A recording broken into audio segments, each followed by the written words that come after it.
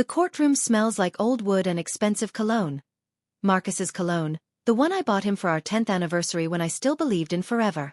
I watch his lawyer lean in. 5 words. Just 5. She owns the clinic, Marcus. The color drains from his face. White. Hospital sheet white. The same shade as the linens he left me dying on 3 months ago when he served me divorce papers between oxygen readings. His hands are shaking now. Those same hands that signed away all assets without reading the fine print, that held a pen instead of my fingers while machines kept me breathing, that never once trembled when he was destroying me. I'm wearing sage green today. The suit cost $340 at a consignment shop, but I wear it like armor. New beginnings. Fresh starts. The color of spring after a brutal winter that nearly killed me. Marcus is in charcoal. $12,000 of Italian wool that I helped pay for when I was scrubbing floors at his first clinic, back when he promised we were building something together. His lawyer, the kind of man who bills $800 an hour to help rich men abandon sick wives, whispers something else. Marcus's jaw clenches. He looks at me, really looks at me, for the first time since he walked out of the ICU with his mistress's perfume still on his collar. I don't smile. Not yet. That comes later. Your Honor. Marcus's lawyer stands, his voice tight. My client was not adequately informed. Your client, the judge interrupts, her reading glasses perched on her nose like a weapon, signed a waiver against counsel's advice. He declined the asset audit. Twice. The fluorescent lights hum above us.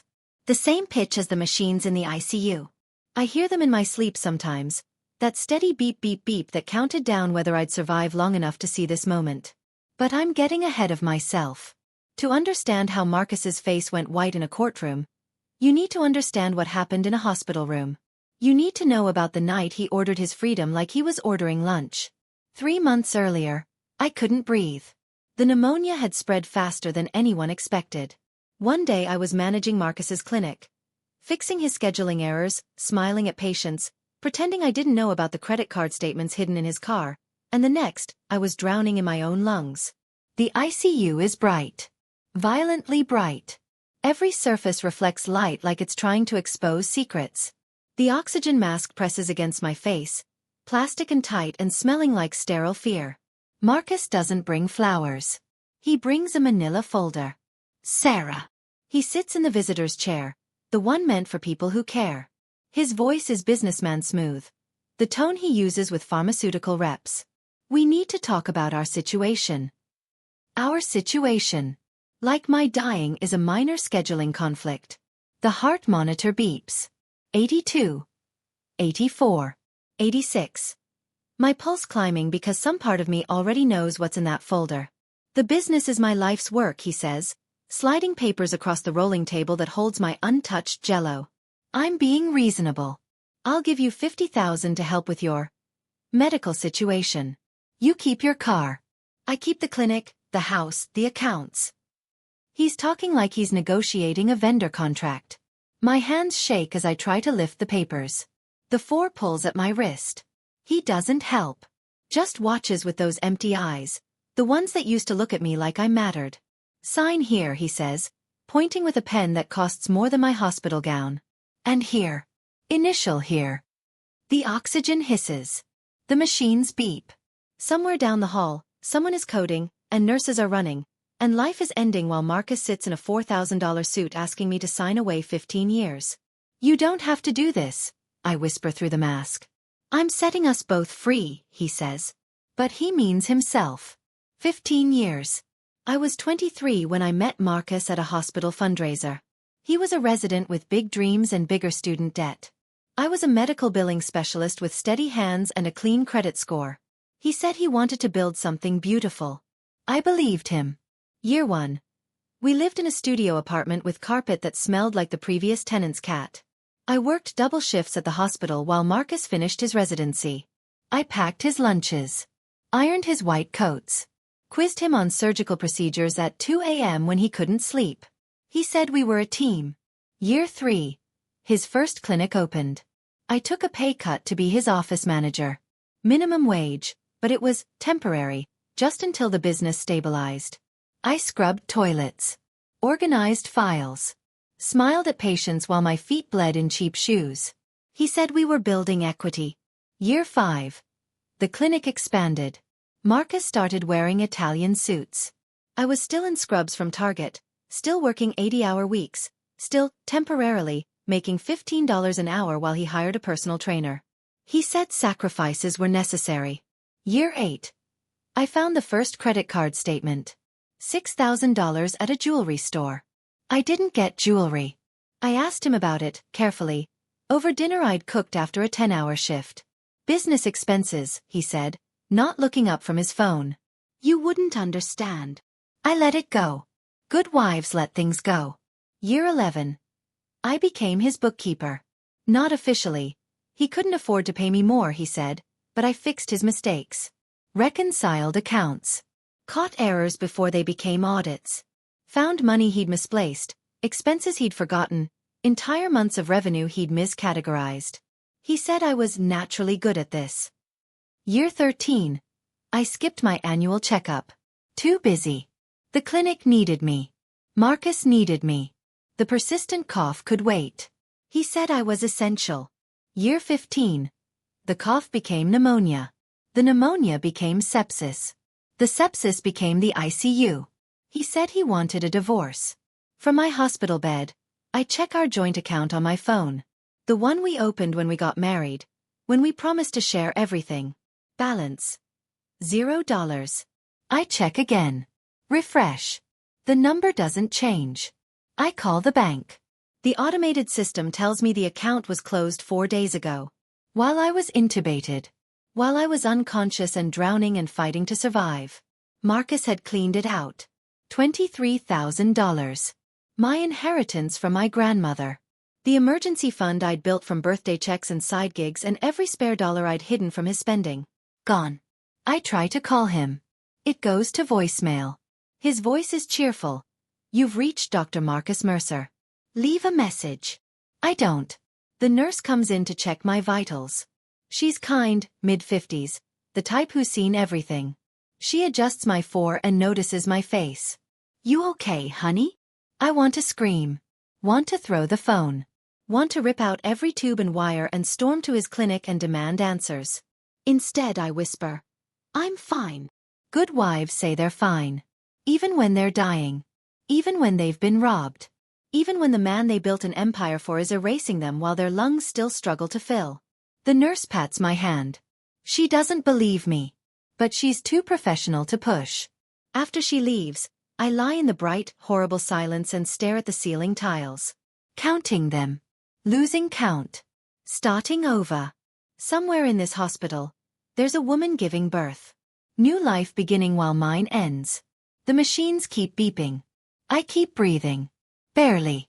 My sister Maya brings my things from the house the next day. Not my things actually.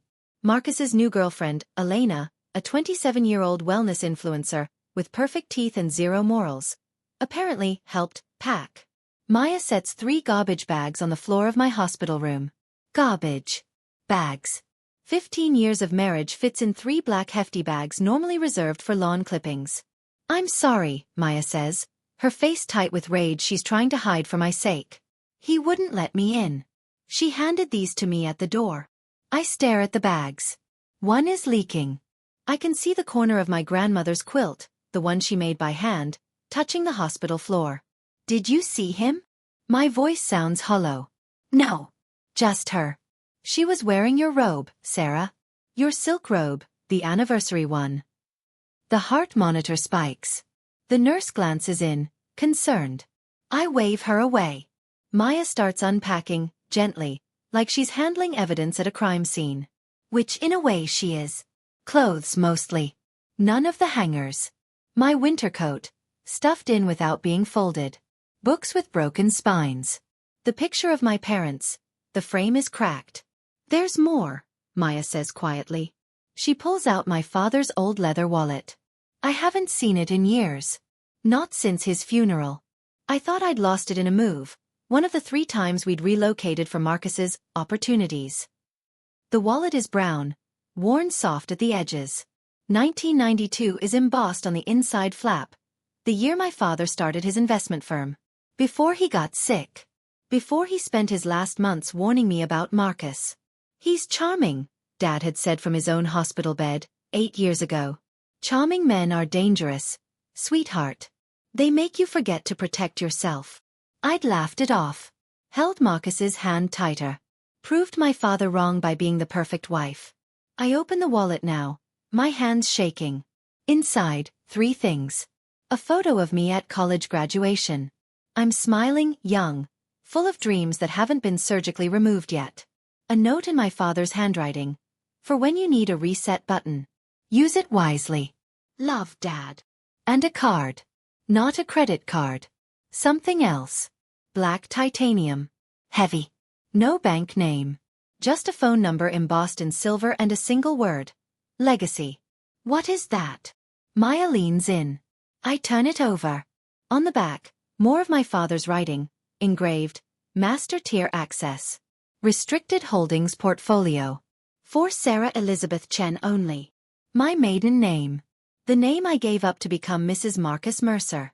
The name I erased to build someone else's dream. I don't understand, I whisper. But Maya does. She's an estate lawyer. She's already pulling out her phone, typing the number. Your father was a ghost investor, she says slowly, her eyes widening as she reads. Sarah, he didn't just leave you money. He left you a portfolio. He bought debt. Strategic acquisitions in medical practices and... She stops. Looks at me. Her face goes pale. What? I ask. He bought Marcus's primary clinic debt in 2019. Restructured it through a shell company. Sarah, your father owns the paper on Marcus's entire empire. The machines beep. The world tilts. And if you have this card, Maya continues, her lawyer voice cutting through my shock, you inherited the controlling interest when he died. You've owned Marcus's debt for 8 years. I stare at the black card. At my father's handwriting.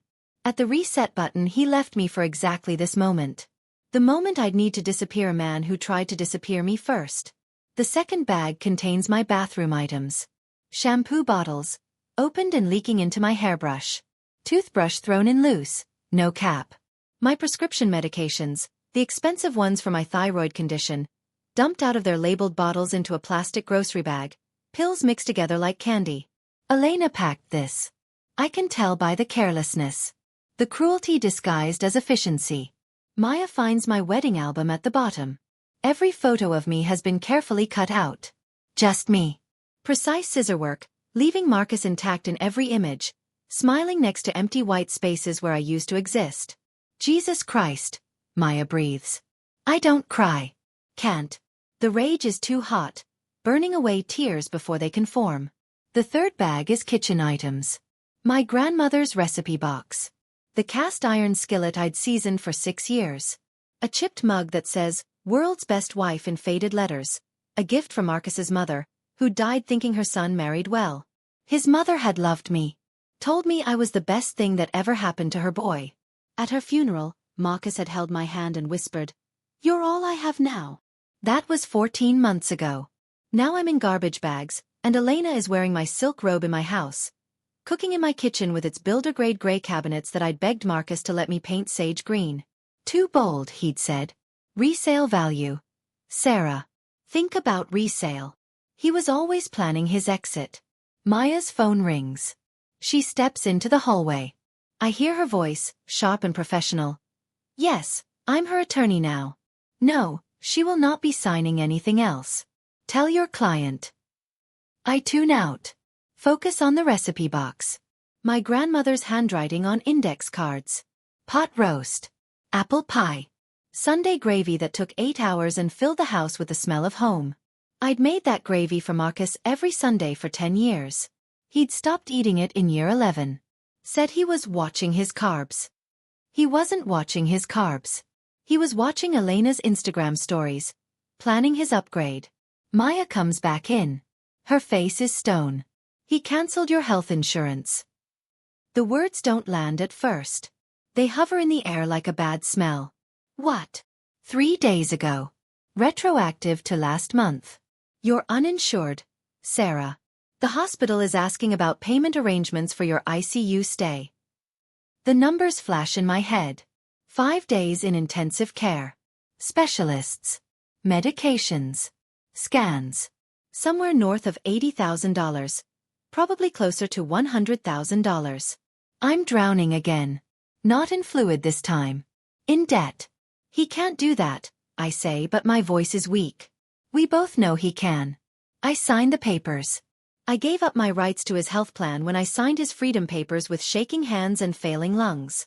The divorce isn't final yet, Maya says, shifting into lawyer mode. We can fight this. Medical abandonment during a life-threatening illness, that's... No. She stops.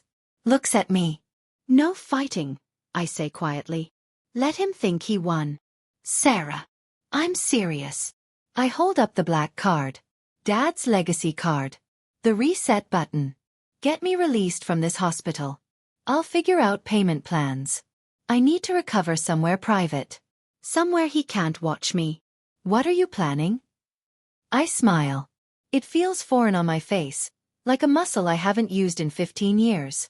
I'm being reasonable, I say, echoing Marcus's words from the ICU. I'm setting us both free. Maya stares at me. Then slowly, she starts to smile too. You're going to destroy him. No, I correct her. I'm going to let him destroy himself. I'm just going to watch. Maya sets me up in her guest room. It's small, painted a soft yellow that reminds me of Easter mornings with my mother. There's a bed, a desk, a window that overlooks a garden. It's more home than I've had in 15 years. I spend the first week sleeping, recovering, letting my body remember how to breathe without machines. The home health nurse comes twice a day. Maya makes soup. I eat, sleep, breathe, exist without performing. Week 2 I start working. The desk becomes mission control. Maya's old laptop. A burner phone. The black legacy card with my father's engraved message. I call the number on the card. A woman answers, voice professional and warm. Legacy Trust and Holdings. How may I direct your call? My name is Sarah Elizabeth Chin. I have a master tier card. A pause. Keyboard clicking. Ms. Chen. We've been waiting for your call. Your father left very specific instructions regarding asset access. I'm transferring you to Ms. Patricia Okonkwo, your dedicated portfolio manager. 2 minutes later, I'm looking at numbers that don't make sense. $4.7 million in diversified holdings. My father's life's work, built quietly while he was retired, distributed strategically across medical debt portfolios, real estate trusts, and equity positions in clinics across 3 states. Including Marcus's. Your father purchased the primary debt on Mercer Medical Clinic in 2019, Patricia explains, her voice calm and matter-of-fact. He restructured it through a shell company, Westfield Medical Holdings. Dr. Mercer pays his mortgage to us. He has no idea who owns the note. How much does he owe? Currently? $1.1 million on the building. But there's more, Ms. Chen. Your father gave me instructions to monitor Dr. Mercer's financial activity. With your permission, I'd like to share what we've found. Share everything. The next hour is an education in forensic accounting. Marcus isn't just in debt to my father's shell company. He's drowning. 3 maxed-out business lines of credit totaling $440,000. A second mortgage on the clinic he took out last year. $200,000, spent in 8 months. Personal credit cards carrying $87,000 in balances. And the spending. God, the spending. Patricia walks me through it, her voice never judging, just reporting facts like a surgeon describing an autopsy. $47,000 monthly average for the past 6 months. Private jet to Cabo. $22,000. Diamond necklace for Elena. $15,000. Lease on a Tesla Model X. $1,800 monthly. Bottle service at clubs I've never heard of. $8,000 in 1 weekend. While my insurance was cancelled. While I was eating Maya's soup and negotiating payment plans with hospital billing departments. There's more, Patricia says. We've identified 3 pending malpractice cases. Dr. Mercer has been served, but the cases haven't gone to trial yet. Our analysts estimate potential liability between $600,000 and $900,000.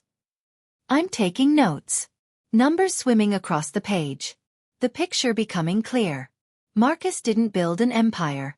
He built a house of cards on fire. The divorce settlement, I say slowly. He took all assets. Which means, Patricia says, and I can hear the smile in her voice, he took all liabilities. He doesn't know about the malpractice cases? His attorney does. We have documentation showing Dr. Mercer was advised to conduct a full asset and liability audit before signing any settlement agreements. He declined. Twice. I sit back. The yellow room glows in late afternoon sun. Outside, Maya's garden is full of roses. Red ones. The color of blood and victory. Patricia, I say. I want to review every document my father left. Every instruction. Every contingency plan. Of course. Ms. Chen. Yes. Your father was very proud of you. He told me once that you were the smartest person he knew. He said you'd know exactly what to do when the time came. I look at the black card. At the numbers on the screen. At the evidence of Marcus's greed laid out like a diagnosis. Dad was right. I know exactly what to do. The mediation happens in a conference room that smells like stale coffee and broken promises. I arrive in a wheelchair. Maya pushes me. I'm wearing gray. Shapeless, forgettable gray, the color of surrender. No makeup. Hair pulled back in a limp ponytail. The oxygen tank sits beside me, hissing softly, even though I don't need it anymore. But Marcus doesn't know that. He walks in wearing navy. Confident. His lawyer beside him, carrying a briefcase that probably costs more than my wheelchair. Elena is with him. Of course she is. Wearing my pearls, the ones Marcus's mother left me. The ones that were supposed to stay in the family. I let my hands shake when I reach for the water glass. Spill a little. Dab at it with a napkin. Fumbling. Sarah. Marcus's voice is gentle. Pitying. The tone you use with stray dogs. You're looking better. Translation. You look weak. Defeated. Exactly how I need you. Thank you for coming, I whisper. Playing the part. The grateful divorcee who knows when she's lost. His lawyer slides papers across the table. The final settlement. I scan them slowly, like reading is hard now, like my brain is still foggy from medication. It's all there. Everything Marcus wants. The clinic. The house. The investment accounts. The luxury SUV. Even my grandmother's wedding ring, listed under shared marital assets, even though it was mine before we married. He's taking everything except the broken wife. This seems very generous, I say, my voice cracking just right. The 50,000. For medical bills. Marcus leans back. Magnanimous. I'm not a monster, Sarah. I know you're going through a difficult time. Elena's hand finds his under the table. I watch through lowered lashes. She's wearing the diamond bracelet. The one that cost $15,000 while my insurance was being cancelled. There's just one thing, Marcus's lawyer says, sliding another document forward. The liability disclosure. Standard procedure. You're confirming you have no claim to business assets or debts. This is it. The moment Dad's plan hinges on. I pick up the pen. Let it tremble in my fingers. What does this mean exactly? I ask. The liability part? It means, the lawyer says, patient and condescending, that you're not responsible for any business debts. It protects you, Sarah. You walk away clean. Maya shifts beside me. She's read it. Knows what it really means. That Marcus is signing himself as solely responsible for every hidden debt, every malpractice suit, every dollar owed to the shell company my father built. I just want this to be over, I whisper. The perfect broken woman. The wounded animal Marcus described to his golf buddies. I sign. My maiden name. Sarah Elizabeth Chen. Reclaiming what I gave up 15 years ago. Marcus signs next. Bold. Confident. Not reading the fine print. Never reading the fine print. His lawyer looks satisfied. Elena squeezes Marcus's hand. They think they've won. Sarah, Marcus says as we're leaving, his voice dripping with false kindness. I hope you find happiness. I really do. You deserve someone who can give you a simple life. Something manageable. He means, Someone who can handle a broken woman. I look up at him. Let tears fill my eyes. Real ones, actually. Tears of rage I'm disguising as grief. Thank you, Marcus. For everything. For letting me go. He smiles. Pats my shoulder like I'm a child. Take care of yourself. Then he walks out with Elena, his arm around her waist, her laugh echoing in the hallway. Maya waits until they're gone. Helps me stand. I don't need the wheelchair anymore. Don't need the oxygen tank. Don't need any of it. How do you feel? She asks. I fold the settlement papers. Tuck them carefully into my bag. Evidence. Documentation. Proof that Marcus Mercer signed away his empire while calling it a victory. Like a ghost, I say. Like someone who doesn't exist anymore. Good, Maya says. Ghosts can go anywhere. Do anything. We leave the wheelchair in the conference room. I walk out on my own feet, steady and strong. Marcus called me nothing as he signed those papers. He has no idea he just signed his own death certificate. Diane calls 3 days later. Sarah, honey, I've been so worried. Are you okay? Diane. My best friend since college. My maid of honor. The woman who held my hair back during food poisoning and threw me a surprise 30th birthday party and cried with me when I had my first miscarriage. Also, apparently, Marcus's spy. I figured it out during the mediation. The way Marcus knew I was giving up. The way he knew about my recovery timeline, my financial situation, my emotional state. Someone was feeding him information. Only 3 people had access to me during recovery. Maya, the home health nurse, and Diane. Maya would die before betraying me. The nurse was bound by HIPAA and barely spoke. That left Diane. So I tested it. I told Diane I was thinking about moving to Portland. Starting over. Maybe working at a small clinic. Something stress-free. 2 days later, Marcus's lawyer called Maya asking if I'd signed a non-compete clause. I hadn't. But Marcus didn't know that. He only knew what Diane told him.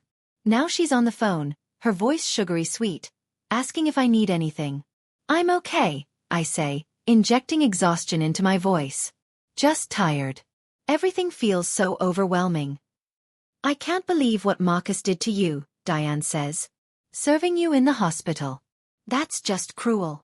She says it like she wasn't there for cocktails with Marcus and Elena last weekend. Like Maya didn't see her Instagram story, quickly deleted, showing champagne flutes in Marcus's living room in the background.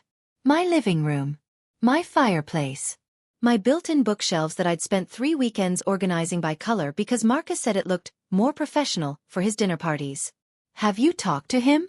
I ask, carefully casual. A pause. Too long. No. I wouldn't. After what he did. I'm on your side, Sarah. Always. Liar. I'm thinking about just disappearing for a while, I say. Feeding the spy exactly what I want Marcus to hear.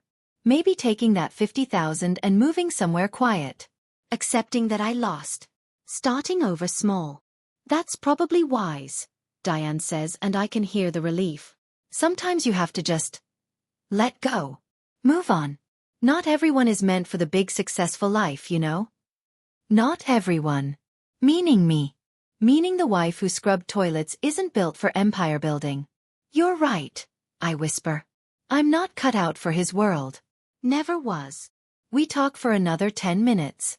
I paint a picture of defeat. Depression. A woman who's given up fighting. Who knows when she's beaten. After we hang up, I text Maya. She took the bait. Maya responds immediately. How long until he celebrates? I don't have to wait long. That evening, Maya sends me a screenshot. Marcus's Facebook post, marked public. New chapter. New beginnings. Grateful for second chances and the courage to choose happiness. Hashtag living my best life. Hashtag no regrets. The photo is him and Elena at a rooftop restaurant. She's wearing a new necklace. He's wearing a watch I've never seen. Rose gold, expensive. The comments pour in. Friends congratulating him. Colleagues celebrating his fresh start. His college roommate. About time, brother. You deserve this. Nobody mentions me. The sick wife. The inconvenient truth of how he got this fresh start. I zoom in on the watch. Do a reverse image search. Find it on a luxury retailer's website. $15,000. Posted for sale yesterday. Marcus bought it today. Celebrating. Victory champagne purchased with money he doesn't have. To impress a woman who doesn't know he's drowning in debt. I screenshot everything. Add it to the folder Patricia is building. Evidence of financial irresponsibility. Proof of lavish spending while claiming he couldn't afford to keep me on his health insurance. My phone buzzes. Patricia. The third malpractice case just went to trial. Dr. Mercer's insurance company is capping their coverage. He's personally liable for $340,000 if he loses. I do the math. The debt is closing in. $1.1 million to my father's shell company. $440,000 in credit lines. $87,000 in personal cards. Now potentially $340,000 more in legal judgments. Marcus is standing on ice that's cracking beneath him. He just doesn't hear it yet. The champagne is too loud. Elena's laugh is too bright. The watch on his wrist is too shiny. I text Patricia. How long until the ice breaks? Her response is immediate. 2 months. Maybe 3. The clinic's mortgage payment is due in 60 days. If he defaults, we can call the note. 2 months. I can wait 2 months. I've already waited 15 years. We're back in the courtroom. Present day. The one that smells like old wood and expensive cologne. Marcus's face is still white. The lawyer's 5 words still hanging in the air between us like smoke. She owns the clinic, Marcus. The judge, Judge Rebecca Okonkwo, Patricia's sister, though Marcus's lawyer failed to check for conflicts because he assumed this would be simple, adjusts her reading glasses. Mr. Mercer, she says, her voice carrying the weight of 30 years on the bench. You were advised by your own counsel to conduct an asset and liability audit before signing the settlement agreement. Is that correct? Marcus's lawyer stands. Your Honor, my client was under significant emotional distress. Your client, Judge Okonkwo interrupts, sent an email to your office specifically declining the audit. Twice. We have the documentation. The email reads, and I quote, skip the audit. Sarah has nothing. This is a waste of billable hours. The gallery is silent. A law clerk coughs. Someone's phone buzzes and is quickly silenced. Marcus finds his voice. She manipulated the documents. She hid assets. This is fraud. I don't speak. Don't need to. Maya stands instead. Your Honor, my client disclosed all assets as required by law. The debt on Mercer Medical Clinic was purchased by Westfield Medical Holdings in 2019, 3 years before these divorce proceedings began. This is public record. Mr. Mercer's own accountant would have discovered it during any standard audit. Which he declined, the judge says. Not a question. A statement. Which he declined, Maya confirms. Twice. Marcus is sweating now. I can see it from here. Dark patches under his arms. Despite the $12,000 suit. Despite the air conditioning running cold enough to make me grateful for my sage green blazer. His lawyer tries again. Your Honor, surely we can. No. Judge Okonkwo's voice is final. Mr. Mercer signed a settlement agreement accepting all marital assets and all associated liabilities. He signed a waiver declining forensic audit services. He initialed every page acknowledging he understood the terms. The agreement stands. She looks directly at Marcus now. Mr. Mercer, did you or did you not review the liability disclosure before signing? Marcus opens his mouth. Closes it. The truth is written on his face. He didn't read it. Didn't care.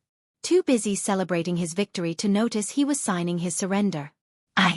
I skimmed it, he finally admits. You skimmed a legally binding document disposing of 15 years of marital assets?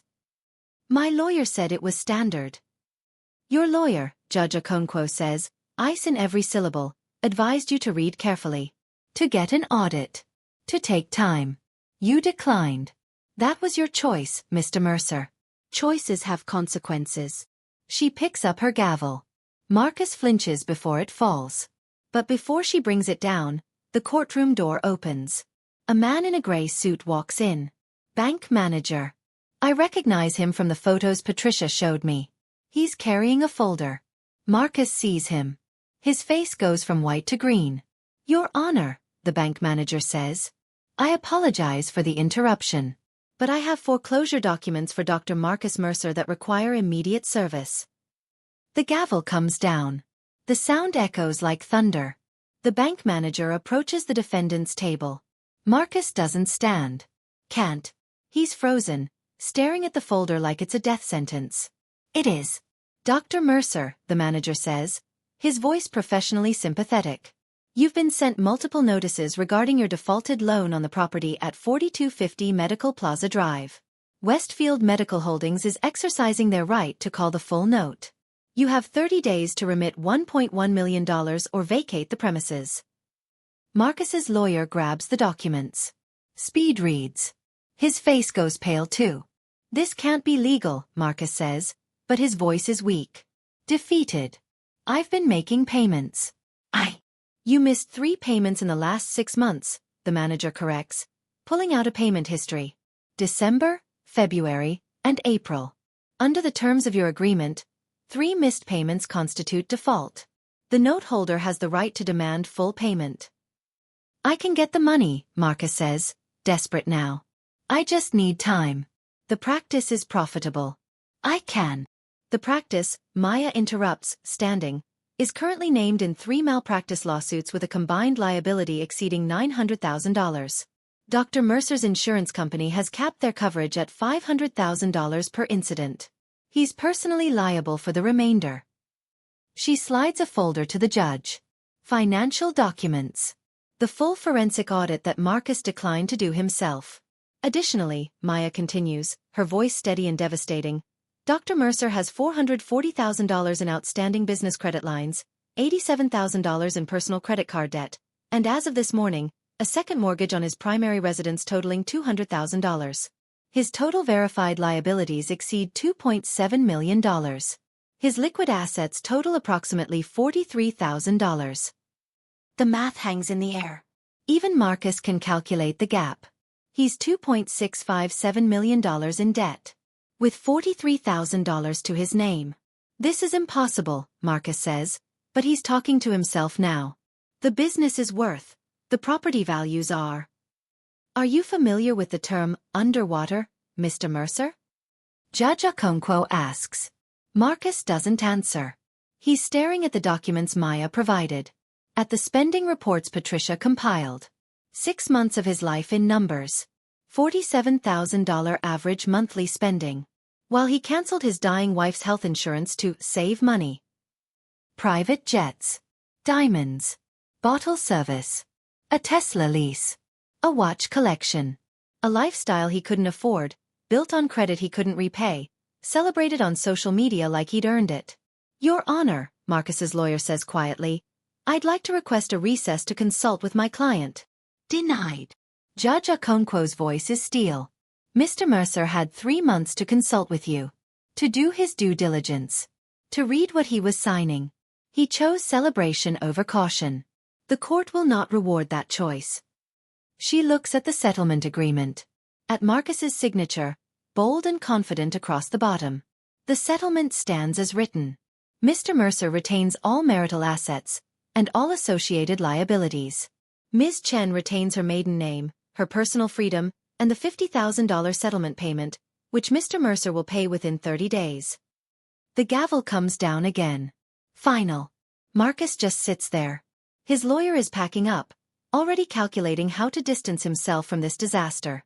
Elena, I see her now in the back row, is texting furiously, probably already lining up her exit strategy. The bank manager leaves his folder on the table.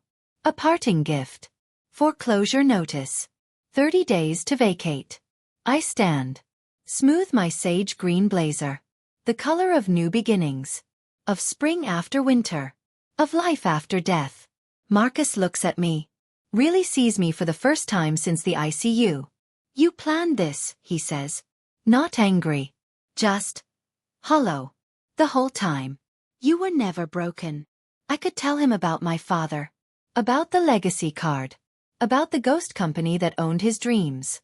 About Patricia and Maya and the forensic audit that revealed every secret he thought was buried.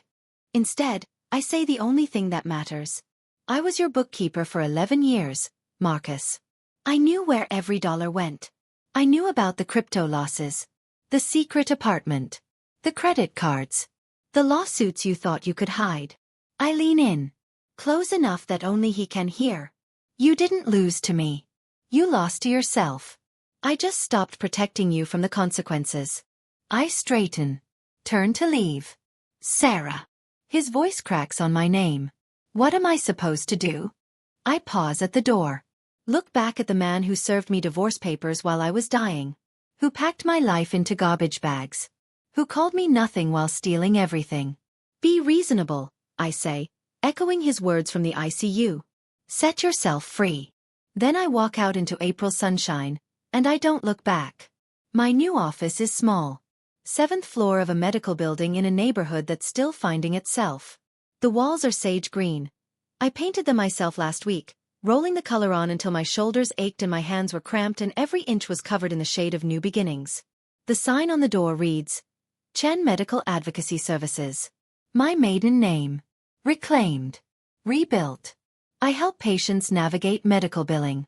Negotiate payment plans. Audit insurance denials. Fight for people who are too sick, too scared, too overwhelmed to fight for themselves. The work pays modestly.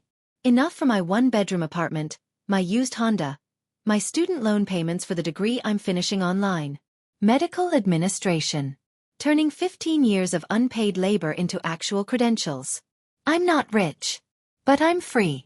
The $50,000 from Marcus came through last week. I used $30,000 to settle my ICU bills. Put $15,000 into an emergency fund that only I control. Donated $5,000 to a domestic violence shelter in my mother's name. Marcus's clinic sold at auction last month. Westfield Medical Holdings, my father's ghost company, recovered their $1.1 million. The remaining assets were liquidated to pay creditors. Marcus kept the malpractice lawsuits. All 3. He's fighting them pro se now. Can't afford a lawyer. The house sold for less than he owed. Elena left him 2 weeks after the foreclosure, citing incompatible life goals on her Instagram breakup post. She's dating a tech CEO now. Upgraded again. Diane unfriended me on Facebook. Blocked me on Instagram. I sent her a card anyway. Thank you for showing me who you really are. No signature needed. I heard through Maya that Marcus is working at an urgent care clinic now. Hourly wages. No equity. Someone else's dream. I don't feel bad for him. I don't feel anything for him. He's a chapter 1 closed. A lesson I learned. A life I survived. My phone buzzes. A new client inquiry. Single mother, medical debt from her daughter's cancer treatment, insurance denying coverage for a pre-existing condition that didn't exist. I recognize the rage in her email. The desperation. The feeling of drowning while everyone else walks on water. I schedule her for tomorrow. Free consultation. Payment plans available. No one turned away. After work, I stop at the farmer's market. Buy fresh basil and tomatoes. Tonight I'm making my grandmother's Sunday gravy. The recipe that takes 8 hours and fills a home with the smell of love. My apartment is small, but it's mine. The kitchen is sage green. I painted it last month, the same shade as my office, my blazer, my future. I cook slowly, carefully, tasting as I go, adding salt, adjusting heat.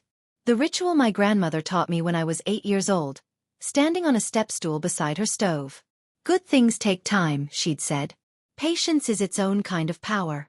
She was right. The gravy simmers. I open my grandmother's recipe box, the one Marcus tried to take, the one Elena packed in a garbage bag, the one that survived everything. Inside, tucked between pot roast and apple pie, I find a note I didn't write. My father's handwriting. Proud of you, sweetheart. You knew exactly what to do. I smile. Stir the gravy. Watch the steam rise like prayers.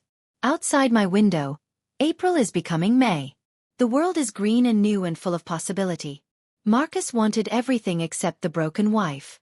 I gave him exactly what he asked for. And I kept the only thing that mattered. Myself. If you've ever been underestimated, discarded, or told you were nothing, this story is for you. If someone tried to erase you while you were at your lowest, and you're still standing, subscribe, comment below and tell me where you're watching from. Let's build a community of people who refuse to stay broken. Drop your city and country in the comments. Let's see how far this story of quiet power has traveled. New York, London, Lagos, Tokyo, Mumbai, Sao Paulo? Because the truth is, Marcus isn't just one man. He's every person who underestimated someone's strength. And Sarah? She's every person who played the long game and won. You're not alone. And you're not nothing. Tell me where you are. Let's turn this comment section into a map of survivors. Round pushpin, where are you watching from?